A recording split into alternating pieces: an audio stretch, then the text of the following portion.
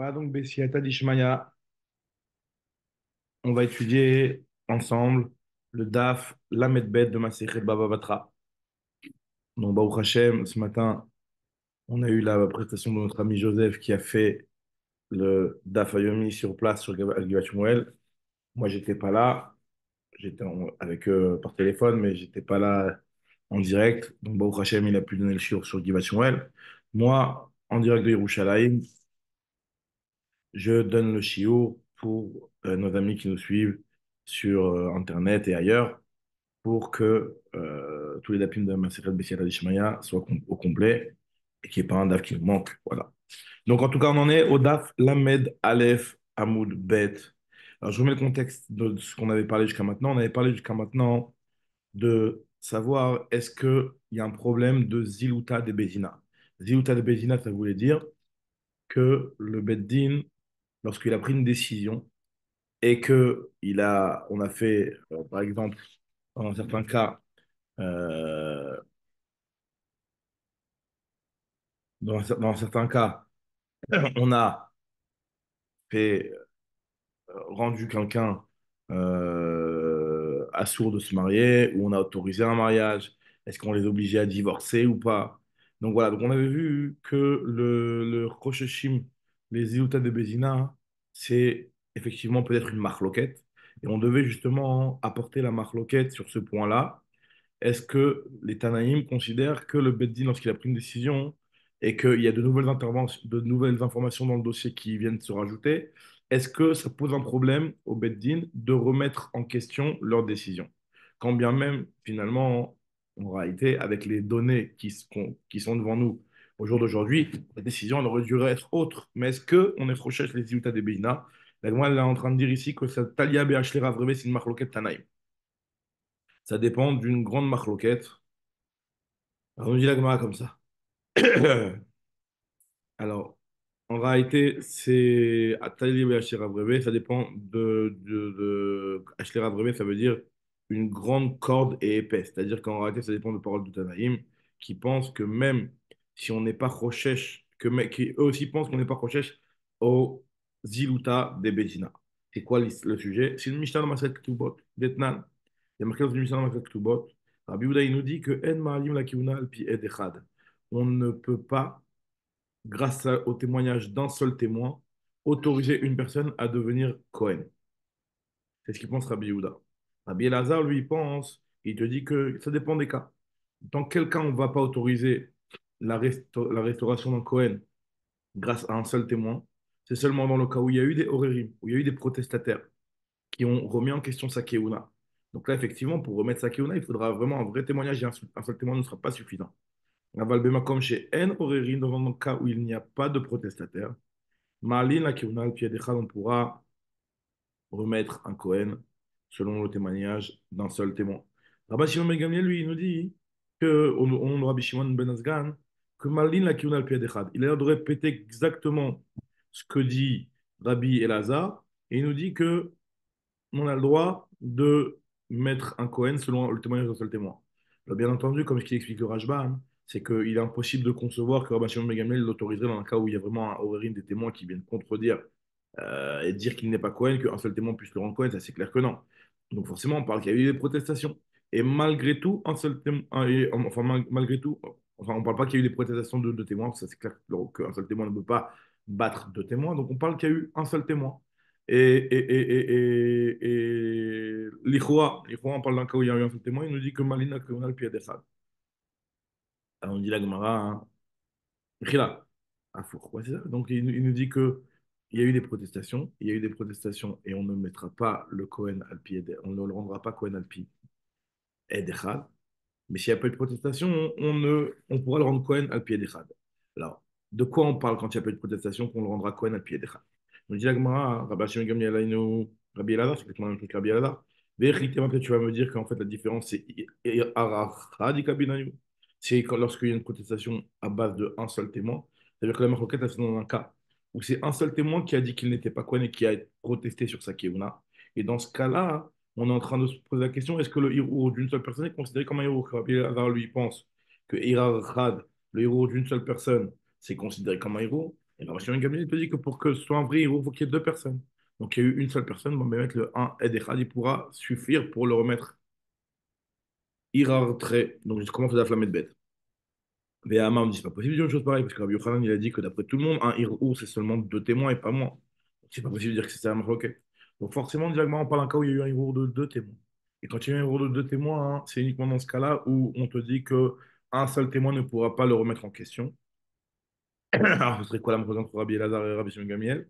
Vers Rabbi Mashkinan, ici, on parle de quel cas, dans quel cas il sera en marloquette, Rabbi Shimon Ben Gamiel et Rabbi Elazar, dans un cas où il y a une chazaka au départ, que celui-là, son père, c'est un Kohen. Et il y a un col qui est sorti, comme quoi il serait peut-être pas un Kohen, donc c'est un col, comme quoi c'est un Ben Groucha ou Ben Khaloutsa.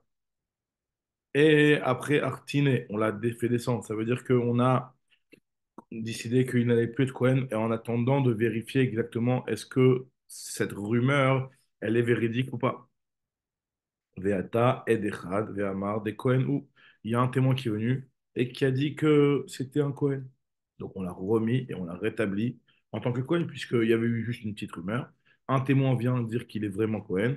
Donc là, c'est suffisant. Ve'amre, de ben Grusha, ben Chalutza, ve'atin, ve'ate, ve'ate, ve'atout betre, il y a deux témoins qui viennent et qui disent que c'est un ben Grusha, ben Chalutza, ve'artine, on l'a descendu.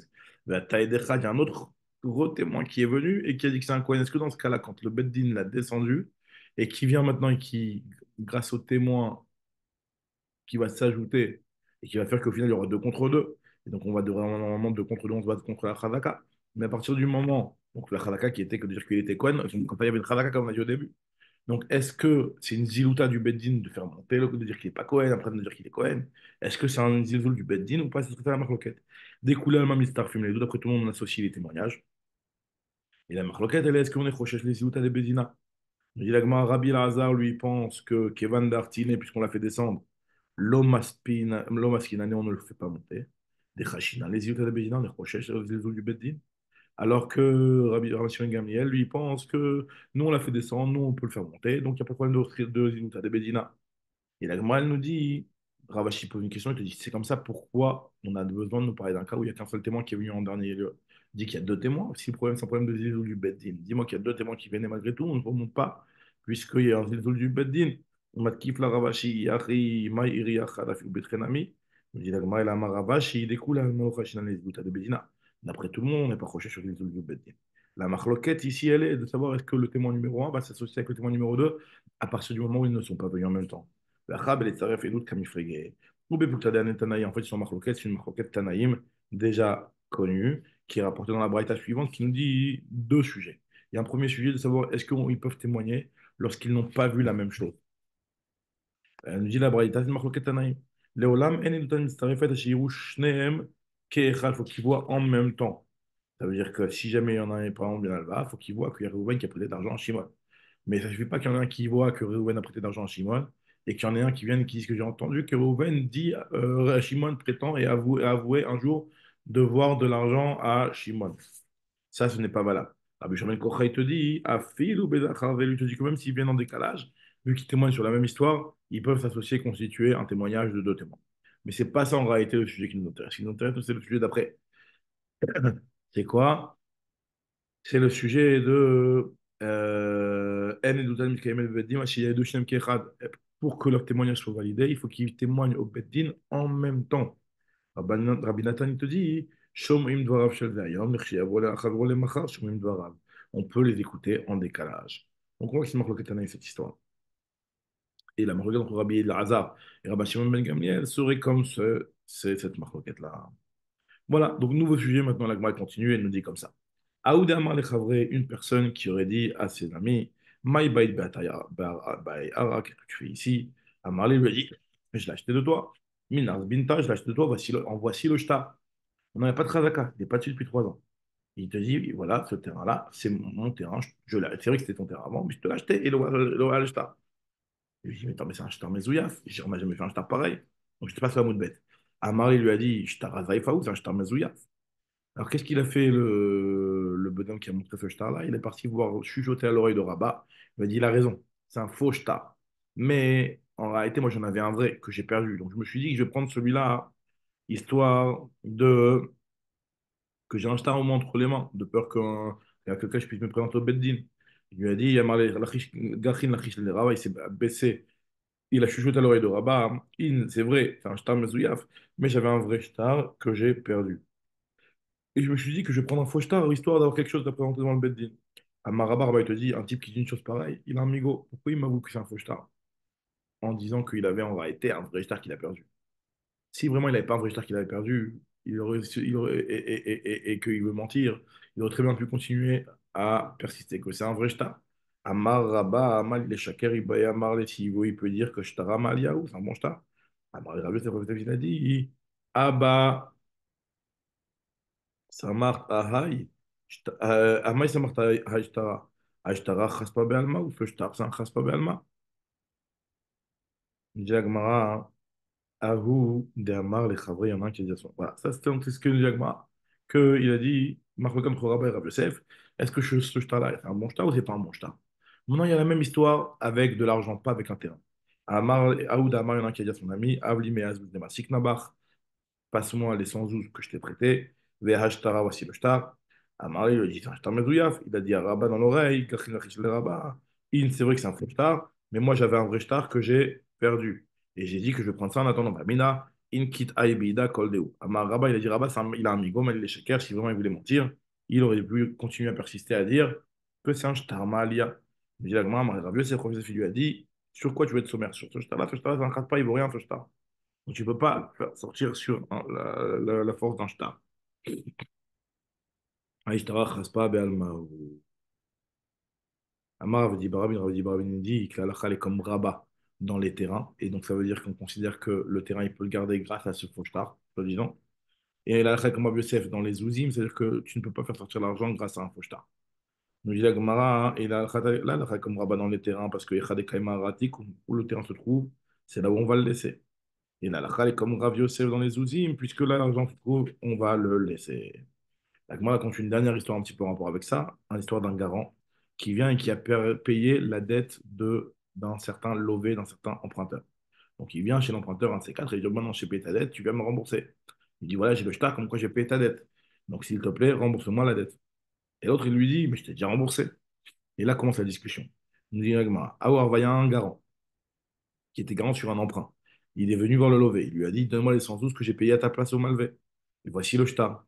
Il lui a dit, l'afperatir, mais je ne t'ai pas dit rembourser. Amal, il lui a dit, lo, pas du tout. L'argent que tu m'avais remboursé, je t'ai tout de suite redonné. Lo, adarta shakaltinu minai. Je l'ai repris. Adarta shakaltinu minai, tu me l'as repris cet argent-là. Il nous dit Agma que Shalcha Ravidi Barabin les Kamede Abaye. Ravidi Barabin a envoyé devant Abaye. Il a dit que Kaigavna Mai. Dans un cas pareil, comment on statue la halacha? Shalach le Abaye, Abaye lui a dit, Mai Tibaele. A Iuda Mari Cheta Kivote de Rabba Ber Avi Cheta Kivote de Rav Yosef Bezouzé. Voici, c'est lui-même Ravidi Barabin qui a dit que la halakha était dans les ouzim. La halakha était comme Rav Yosef, qu'on ne faisait pas sortir de l'argent avec, dans ce genre de problème. Des Radouk Mezouzé, Lukmouk, là où se trouve l'argent, on le laisse. Je dis la Gemara hein, qu'il y a quand même une restriction à ce dîme-là. C'est uniquement dans un cas où Damarle Adarta Ospetinu Minai, tu me les as réempruntés. Donc, dans ce cas-là, effectivement, le shtar de paiement de la route n'a plus d'effet puisque c'est une nouvelle histoire. Avalamar et Adartinu Yalar, je t'ai rendu Mahamad Abou Shaifel parce que c'était trop rouge ou un truc comme ça, il n'était pas assez valable. Ces trucs-là, donc finalement, ça s'appelle que le shtar, il n'a pas du tout, il n'a pas perdu sa validité. Le shtar qui montre comme quoi j'ai payé, j'ai remboursé ta dette et que tu dois me rembourser en fonction de ça, il n'a pas du tout été effacé puisque moi, je n'ai pas accepté le paiement que tu m'as fait. On va cater, iter les shibud d'Ashtara, il reste effectivement le shibud du shtar. Voilà, donc Bessiata d'Ishmaya, on reprendra Motsei Shabbat, le Daf, la Gimel. Shabbat Shalom à tous.